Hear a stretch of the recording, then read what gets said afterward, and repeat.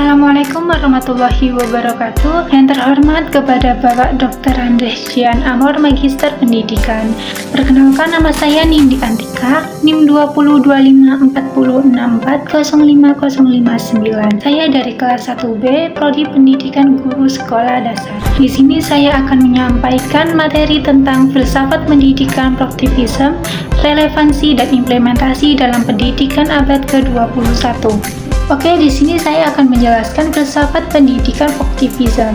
Praktivisme adalah aliran filsafat pendidikan yang berorientasi pada kemajuan, perubahan, dan pengalaman sebagai dasar utama pembelajaran. Aliran ini lahir sebagai reaksi terhadap pendidikan tradisional yang pasif, menghafal, dan berpusat pada guru. Ciri-ciri utama Praktivisme yaitu: yang pertama, pendidikan berpusat pada peserta didik. Yang kedua, pengalaman sebagai sumber utama belajar. Yang ketiga, belajar dilakukan melalui aktivitas langsung. Yang keempat, guru berperan sebagai fasilitator, bukan sumber utama informasi. Dan yang terakhir, pendidikan menyiapkan peserta didik untuk memecahkan masalah nyata.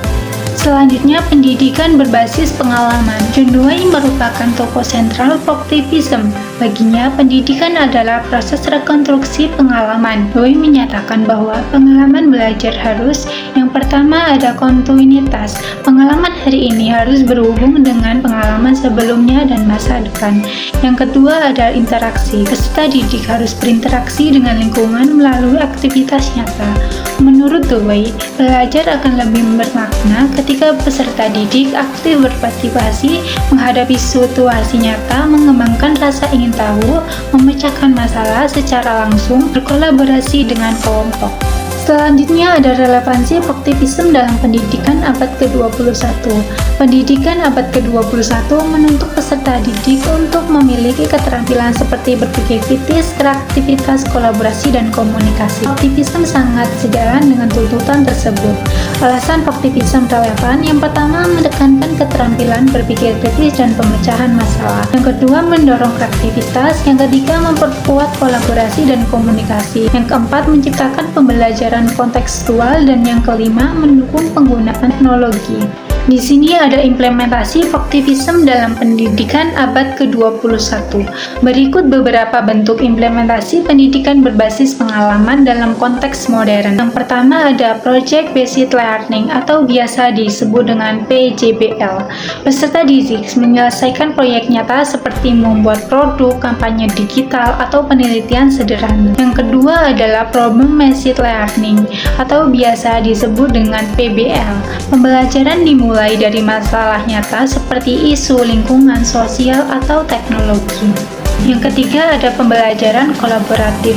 Kelompok kecil digunakan untuk menyelesaikan tugas. Yang keempat, experiential learning berbasis teknologi. Contohnya yaitu simulasi digital, laboratorium virtual, dan pembelajaran melalui game edukatif. Dan yang terakhir ada refleksi pembelajaran. Setiap pengalaman harus diakhiri dengan refleksi agar setiap peserta didik memahami hubungan antara pengalaman dan konsep teoritis. Jadi kesimpulan dari materi tadi yang sudah saya sampaikan, Praktivisme sebagai aliran filsafat pendidikan memberikan warna baru dalam dunia pendidikan modern. Implementasi Praktivisme dapat dilakukan melalui berbagai model pembelajaran seperti PJBL, PBL, kooperatif, serta penggunaan teknologi sebagai media pengalaman belajar. Sekian materi dari saya, bila banyak kurangnya mohon maaf.